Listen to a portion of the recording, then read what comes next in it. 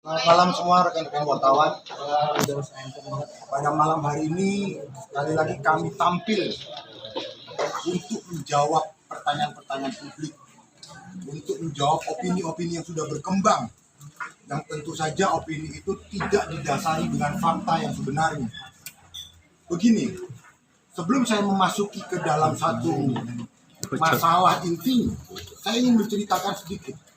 Ada seorang perempuan yang menanyakan hasil DNA antara anaknya dengan ayahnya yang tidak identik.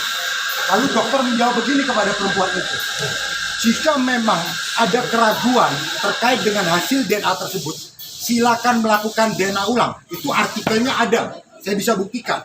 Artinya ketika seseorang menganggap ada tes DNA yang tidak identik dan dia merasa keyakinannya tidak sesuai dengan hasil tes DNA tersebut, apakah seorang perempuan yang mempunyai hak terhadap anaknya tersebut untuk memperjuangkan hak-hak anak tersebut dilarang meminta untuk tes DNA lagi?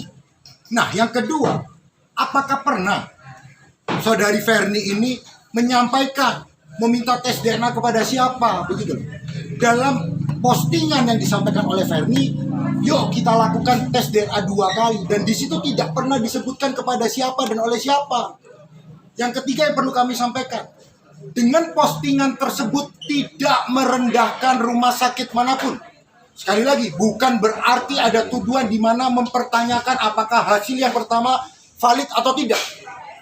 Dasarnya memposting itu hanya berdasarkan keyakinan seorang ibu, tanpa memojokkan siapapun, tanpa mempertanyakan hasil valid atau tidak valid.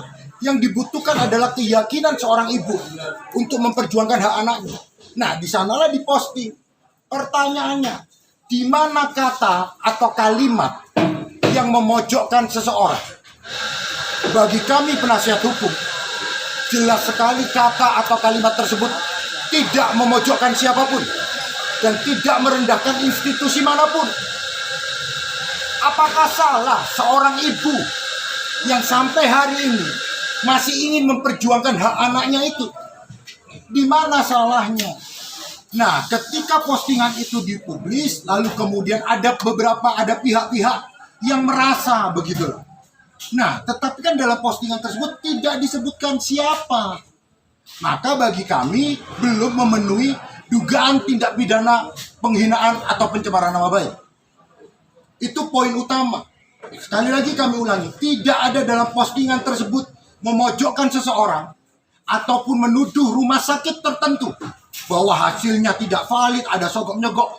Tidak pernah ada dalam postingan tersebut. Nah, asumsi yang berkembang seolah-olah berdasarkan postingan tersebut lalu digiring tuh opininya, seolah-olah Ferni menuduh pihak-pihak tertentu. Tidak pernah ada tuduhan kepada pihak siapapun ataupun kepada rumah sakit. Itu intinya. Begitu. Mungkin sedikit ada yang mau disampaikan oleh Ferni?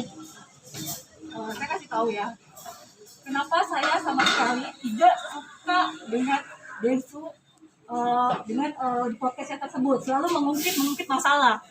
Karena anak saya ini sudah umur 11 tahun, dia sudah main sosmed, ya. Dan sedangkan saya ibu yang susah payah membesarkan dia sambil kerja, sambil mengembalikan mental dia. Kalau misalnya itu terus-menerus diungkit, mau 20 tahun, 30 tahun, orang yang tadinya tidak tahu menjadi tahu, orang yang tadinya lupa menjadi ingat. Kalau misalnya netizen serangnya ke saya nggak apa-apa, tapi kalau bisa serangnya ke anak saya gimana? Gimana mental anak saya gitu? Dia seharusnya mikir itu. Ya, lalu berikutnya begini. Ada beberapa orang yang mengatakan kasihan kepada yang merasa menjadi korban begitu dalam postingan tersebut. Kasihan. Begini, kita orang dewasa tidak perlu dikasihani. Saya mau sampaikan, Ferni tidak perlu dikasihani juga. Yang perlu dikasihani adalah anaknya. Anak usia 11 tahun nih. Sampai hari ini Ferni masih berjuang untuk membuktikan siapa si ayahnya. Nah, dari perjuangan itu tersebutlah, apakah salah seorang ibu ini ingin melakukan tes-tes DNA tersebut. Sekali lagi bukan mempertanyakan hasil yang pertama, tetapi untuk lebih meyakinkan begitu dan tidak menyerang kepada pihak siapapun. Sekali lagi, Ferni tidak perlu dikasihani. Sebagai seorang ibu, dia berjuang mencari nafkah untuk kebutuhan anaknya. Pertanyaannya, mata kita harus tertuju kepada anak itu. Anak usia 11 tahun yang tidak punya salah, tidak punya dosa, harus tersangkut. Marilah kita pandang anak itu untuk kedepannya supaya mentalnya adalah menjadi mental anak yang sehat. Itu aja.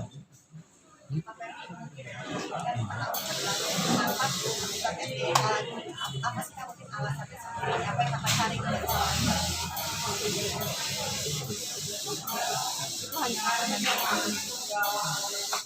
Gimana? Agak besar. Itu hanya kebanyakan. Tadi kan sudah saya sampaikan, keyakinan seorang ibu untuk memperkuat keyakinannya Ferni. Apakah salah ketika seorang ibu masih ingin memperjuangkan hak anaknya dan ingin meminta melakukan tes DNA lagi? Apakah salah?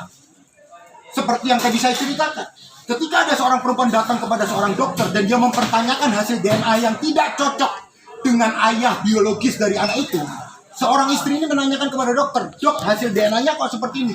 Jawaban dokter, "Jika ibu tidak yakin dengan tes DNA ini, silakan lakukan tes DNA ulang." Nah, menurut Undang-Undang Praktek Kedokteran, jelas sekali dikatakan, seorang pasien itu berhak mendapatkan second opinion. Maka Ferni juga berhak untuk mendapatkan keyakinan yang lebih, begitu loh, terkait dengan hasil DNA tersebut. Sekali lagi, bukan untuk menyerang kepada pihak siapapun atau rumah sakit manapun, tetapi untuk pribadinya Ferni, untuk keyakinan dan untuk hak-hak anak itu. Begitu. Kak Ferni, artinya Kak Ferni sampai saat ini masih yakin bahwa Densu adalah ayah biologis dari putri Kak Ferni, ada yang Kak Ferni. Nah, sekarang gini, aku mau ngomong ya. Kalau kita seperti apa yang dia keluarkan atas pencemaran nama baik, sama dia keluarkan atas kerugian dia. Kalau saya mau bicara seperti itu, saya pun rugi. Dari tragedi pertama sampai tragedi kedua, dia nggak tahu sama sekali perjuangan saya seperti apa. Sebagai ibu yang harus bekerja, yang harus mengembalikan mental anak saya. Ketika dia di rumah sakit, maki-maki depan anak saya, tidak sampai satu rumah sakit semuanya. Lihat, dia nggak mikir itu. Perjuangan saya. Kalau misalnya dia pernah kerugian dia dari segi materi, saya juga kerugian saya juga ada dari materi. Saya pernah loh, 1 hari nggak makan anak saya. Saya prelok barang-barang bagi saya 20.000, 30.000 untuk apa? Makan. Kalau mau ngomong kerugian materi, kita ini sama-sama. Maksud saya gini, kita ini udah sama-sama bahagia. Dia sudah bahagia sama istrinya. Saya juga udah bahagia dengan anak-anak saya. Anak saya 2, cowok cewek. Mau apa lagi setiap hari? Ini lagi fokus memperbaiki ibadah saya, fokus memperbaiki diri saya, fokus memperbaiki pekerjaan saya. Terus dia ngungkit terus menerus. Ini kasihan. Yang saya pikirin adalah mental anak saya. Itu. Jadi triggernya ini di awal yang membangun diri positif akhirnya Kakak Sebenarnya waktu itu dari podcastnya dia, pertama saya udah tegur. Ya, pertama itu saya udah tegur. Ini apa? Maksudnya? Dia enggak. Saya menceritakan kisah saya. Oke, nggak apa-apa. Saya maafin pertama. Kedua, saya masih sabar. Ketiga, udah mulai serangan banyak ya. Saya sabar. Tapi keempat ini tiba-tiba saya bangun tidur yang saya capek kerja, 1000 komentar itu menghujat saya. Capek nggak sih kayak gitu? Kalau saya mau cari apa lagi? Nama dia sudah bagus. Nama saya dan anak saya yang rusak seumur hidup. Mau apa lagi? Mau cari belas kasihan orang lain? Seperti itu. Kan dia bisa. Kalau dia memang baik ya, dia bisa bikin program. Dia kumpulin anak-anak seperti dia, anak-anak seperti saya bisa. Dia kumpulin, dia bikin, wahai anak-anak semuanya, kalian walaupun tanpa ada ayah, kalian bisa sukses seperti saya. Bisa gitu. Buatlah hal itu yang menjadi positif. Jangan menceritakan kesedihan dia terus menerus. Terus cerita kesedihan dia waktu kecil mana? Udah sama sekali nggak diceritakan sama dia.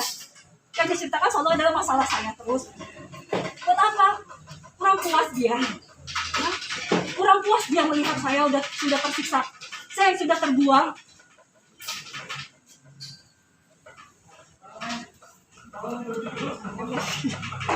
Bang, bagaimana menyikapi terhadap